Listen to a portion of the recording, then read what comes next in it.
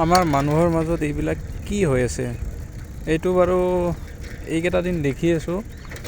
মানুহে কি জাত পাত লৈ জীয়াই থাকিব বিচাৰে নেকি? সেইটো নহয় যে আপোনাৰ এটা হিন্দু মুছলিম বা আপোনাৰ এনেকুৱা জাত পাতৰ নিকৃষ্ট এইবিলাক কৰি কেইদিন কৰিব আৰু।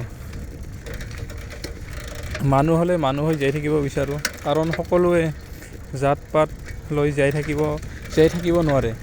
কাৰণ ইয়াতে কোনো এইজন হিন্দু বা এইজন মিয়া বুলি নহয়, আমি সকলোবোৰে মানুহ হৈ জীয়াই থাকিব বিচাৰোঁ। কাৰণ মানুহ হ'লেহে সকলো আমাৰ সংস্কৃতিক ধৰ্ম নীতি নিয়ম এইবিলাক থাকিব। কাৰণ জাত পাত ভেদে আমাক কোনো হেৰি নকৰে। সেইকাৰণে আপোনালোকক কৈছোঁ, আপোনালোকে যাতে এইজন হিন্দু, এইজন মিয়া, এইজন শিখ, ইছাই এইবিলাক কৰি থকাৰ সময় নাই।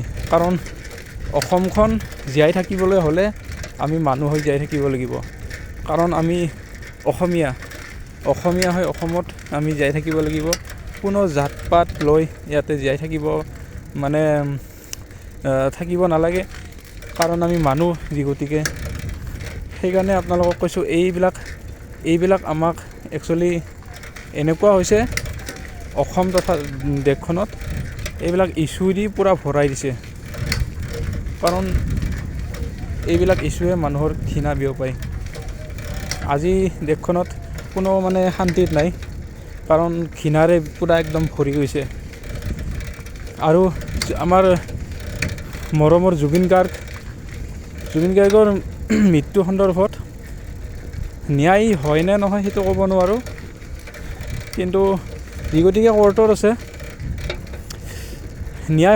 অতি সোনকালে ন্যায় হ'লে আমি ভাল পাওঁ। কাৰণ তেখেত আমাৰ সকলোৰে প্ৰিয় আছিল। আৰু এইটো বেয়া লাগে যে তেওঁ আজি মৃত্যু হোৱা 5 মাহ হ'বৰ হ'ল, কিন্তু এতিয়ালৈ কোনো একো হোৱা নাই।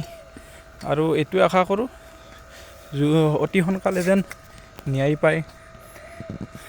ন্যায়ৰ আশাত সকলোৱে বন্দী হৈ আছে, আৰু সকলোৱে আশা কৰি আছে যে ন্যায়টো অতি সোনকালে হয়। আমিও বিচাৰোঁ ন্যায় হওক, তেখেতৰ অন্যায় হৈছে। সেইখিনিয়ে আৰু আপোনালোকে অসমবাসী ৰাইজ, আপোনালোকে যেন কথাবিলাক ভাবি চিন্তি চাই কিনে আগন্তুক দিনত সকলোৱে সজাগ হয়, জাত পাতৰ যেন ৰাজনীতি নহয়, এইটোৱে কামনা কৰোঁ। ধন্যবাদ।